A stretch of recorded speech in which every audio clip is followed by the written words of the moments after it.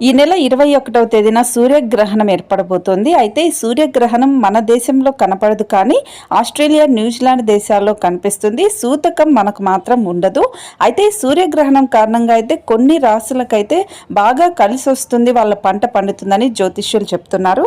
శ్రీ శ్రీ దుర్గా భవానీ ప్రత్యంగిరాదేవి జ్యోతిష్యాలయం గురువు గారు ఫోన్లోనే ముఖాంతరం పరిష్కారం అందిస్తారు. మీ ముఖము, పేరు, గోత్రం చూసి జ్యోతిష్యం చెప్పబడును. వివాహ, ప్రేమ, భార్యాభర్తలు, కుటుంబం, పిల్లలు, ఆరోగ్యం, ఆర్థికం ఇలా అన్ని సమస్యలకు పరిష్కారం చూపబడును. ఒక్క రోజులోనే స్త్రీ పురుష వశీకరణం చేయబడును. మీరెక్కడెక్కడో జ్యోతిష్యం చూపించుకొని నిరాశ చెంది ఉంటే ఆఖరిగా ఒక్కసారి గురువు గారిని సంప్రదించండి. దేవి ఉపాసకులు కామాక్షి ప్రసాద్ గారు. మీరు సంప్రదించవలసిన ఫోన్ నెంబర్ 9177754449. వాటిలో మొదటిది మిథున రాశి. వీళ్ళు కెరియర్ పరంగా అందరికీ బాగుంటుంది. ఉద్యోగులు తమ సీనియర్ల దగ్గర నుంచి మంచి పేరు తెచ్చుకుంటారు.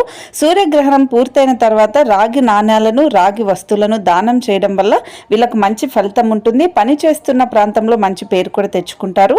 కెరియర్ పరంగా ఎదుగుతారు. ఆధ్యాత్మిక వాతావరణం అనేది వీళ్ళకి బాగా అలవాటు అవుతుంది. ఈ మిథున రాశి వాళ్ళకి కలిసి వస్తుంది.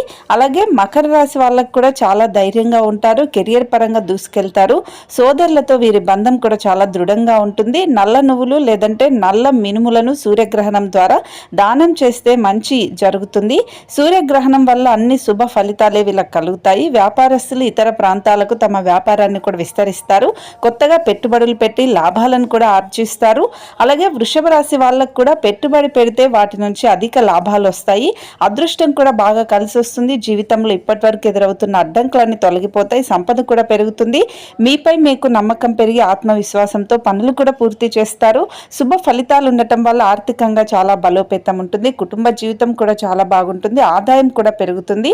ఇప్పుడు నేను చెప్పిన ఈ రాశులకైతే సూర్యగ్రహణం తర్వాత అద్భుతంగా ఉంటుంది. వీళ్ళ పంట పండినట్టే అని చెప్పుకోవాలి. మరి మీ రాశి ఏంటనేది కామెంట్ చేయండి.